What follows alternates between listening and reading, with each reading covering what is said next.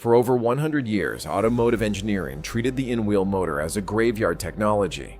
The first electric car ever built used one in 1900, and every company that tried to mass-produce it since has gone bankrupt. Dongfeng just proved every word of it wrong.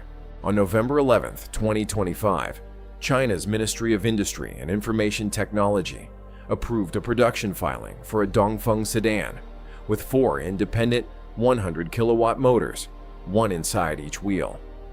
400 kilowatts combined, 536 horsepower, 0 driveshafts, 0 CV joints, 0 mechanical differential. This is not a rendering. This is not a concept stand at a trade show. This is a regulatory filing from one of China's oldest state automakers, clearing the exact bureaucratic gate that turns a prototype into a car in a driveway. This is not just an engineering story. This is a supply chain story, a job story, a Detroit story. Because 6,000 miles away in Dearborn, the Ford Bronco Raptor is still selling America a different promise that the wheel needs a differential behind it to be tough. Dongfeng just built 400 kilowatts of proof that it doesn't. For 80 years, the story Detroit told about off-road capability was simple and largely true strength lies in mechanical hardware. Front and rear locking differentials, a 2-speed transfer case, solid axles connected by CV joints engineered to survive rock-crawling mud and sand. The Ford Bronco Raptor represents the highest expression of that formula. Haas 4.0 suspension, Fox live valve shocks, and electronically switchable locking differentials, marketed as the proof that Ford understands the desert and the trail better than anyone. That confidence was not marketing fantasy. A mechanical differential can be rebuilt in any garage in rural Wyoming, with parts available at any auto parts counter. It has survived a century of abuse in conditions no electronics engineer would willingly test equipment in. This is a real engineering achievement refined generation after generation, not an illusion Detroit invented to sell trucks. But the industry's blind spot was never the mechanical differential itself. It was the assumption that nothing else could ever replace it at scale. Every serious attempt to prove otherwise ended in failure. Protean Electric wound down its in-wheel motor program. Lightyear Zero, the solar-powered EV built around hub motors, went bankrupt in 2023. Lordstown Motors, the American EV truck company, whose endurance pickup also used in-wheel motors, collapsed the same year. Western engineers looked at that graveyard and concluded the entire architecture was fundamentally unworkable outside a lab. That conclusion was correct about undercapitalized startups without mass production infrastructure. It had simply never been tested by a stable state-backed automaker with 80 years of factory experience behind it. But while Detroit was celebrating another generation of locking differentials, a filing was quietly moving through China's Ministry of Industry and Information Technology, not from a startup burning venture capital, but from one of the 4 oldest state automakers in the country. Every gasoline or electric vehicle with a single central motor faces the same physics problem. Torque generated in one place has to travel to 4 wheels, moving at different speeds around a corner. Solving that problem is the entire reason the differential exists, and it has needed a drive shaft, a set of gears, and a CV joint at every wheel to work since before World War II. The Ford Bronco Raptor solves it with electronically switchable locking differentials front and rear, a 2-speed transfer case, and axle shafts running out to each wheel through a joint engineered to flex and still transmit power. It's the best version of a century-old solution, but it is still mechanically the same solution. Dongfeng's answer doesn't improve that chain. It deletes it. Each of the 4 SAED axial-flux motors sits inside its wheel and generates torque exactly where the torque is needed, with nothing in between. No shaft to break, no joint to wear out, no differential case to leak fluid onto a trail in Moab. The number that matters here is 30% the mechanical transmission loss Dongfeng's filing claims. Its architecture eliminates compared to a conventional central motor drivetrain. That's not a tuning improvement. That's an entire category of hardware, and the friction it generates simply removed from the equation. Picture a Jeep trail outside Moab, Utah, where a torn CV joint boot packed with grit is one of the most common reasons a truck gets winched out instead of driving out. In Dongfeng's architecture, that failure point does not exist because there is no joint left to tear. A locking differential only knows two states locked or unlocked for an entire axle at once. When the Bronco Raptor's front differential locks, both front wheels spin at the same speed together, whether the terrain under them agrees or not. Ford's trail turn assist tries to fake independent wheel behavior. By braking one rear wheel electronically, it simulates a tighter turn. It does not actually send more torque to the wheel that needs it. Dongfeng's 4 motors don't need to fake anything. Each wheel has its own dedicated 100 kilowatt source of torque, controlled independently and continuously, not switched between two states. The car can send more power to a wheel with grip and less to a wheel that's slipping in real time without a mechanical lock ever engaging.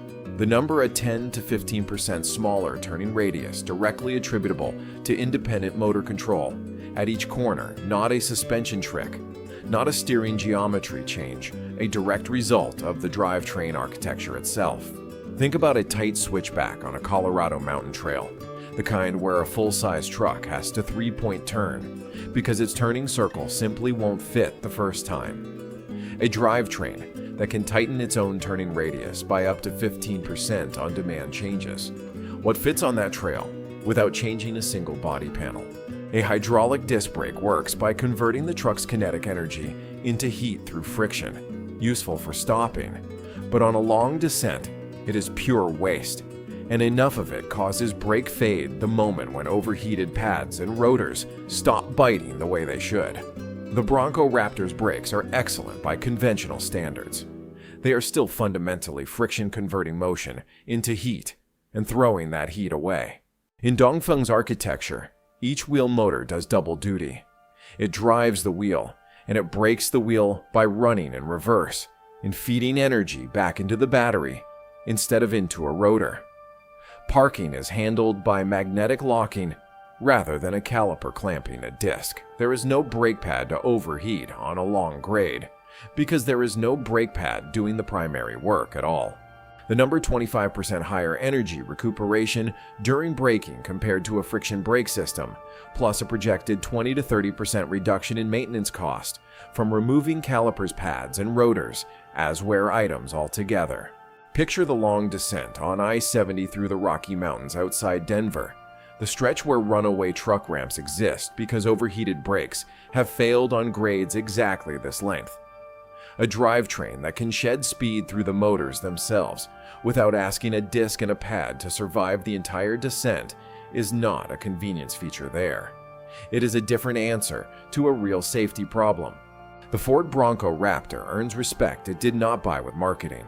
Its mechanical driveline locking differentials transfer case CV joints represents 80 years of iteration proven across millions of real off-road miles, serviceable in any small-town garage in America.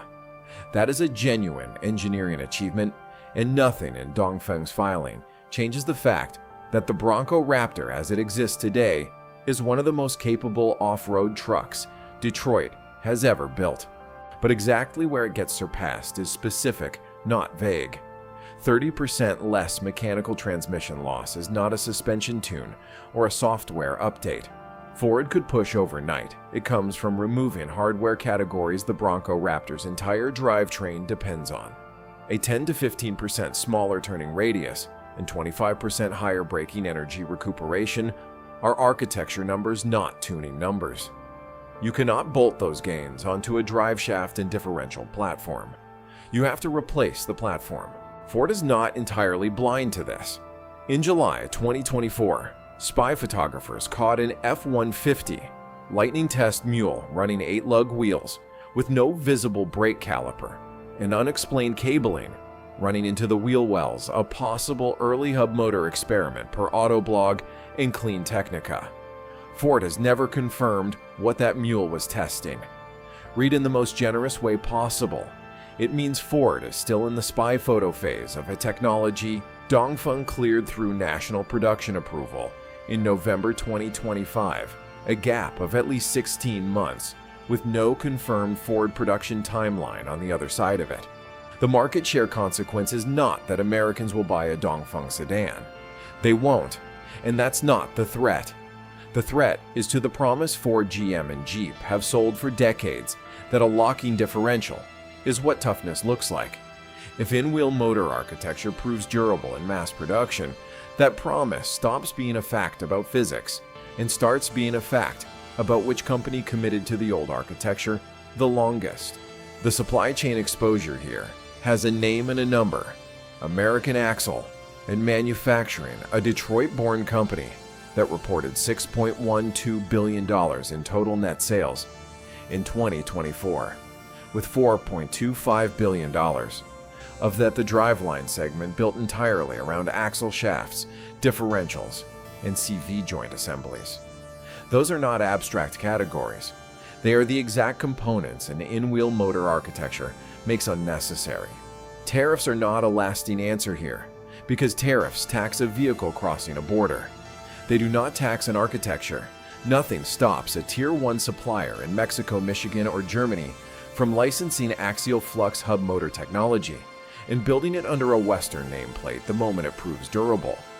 The same way CATL's battery chemistry and BYD's cell-to-body architecture have already moved through licensing and joint venture deals that tariffs on finished Chinese vehicles never touched. The jobs at risk are not abstract either.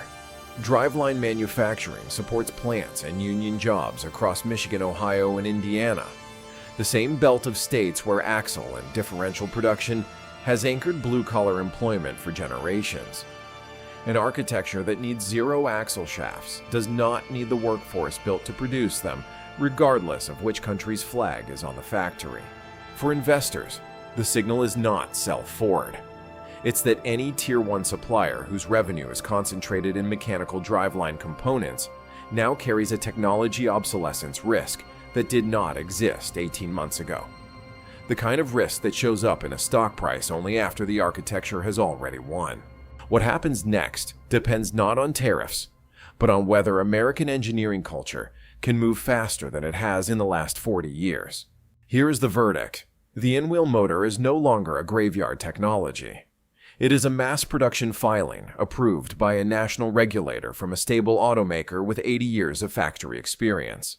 And it deletes the drive shaft, the CV joint, and the mechanical differential in the same stroke.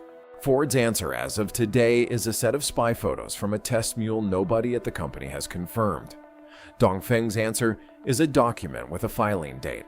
One of those is a rumor. The other is regulatory record.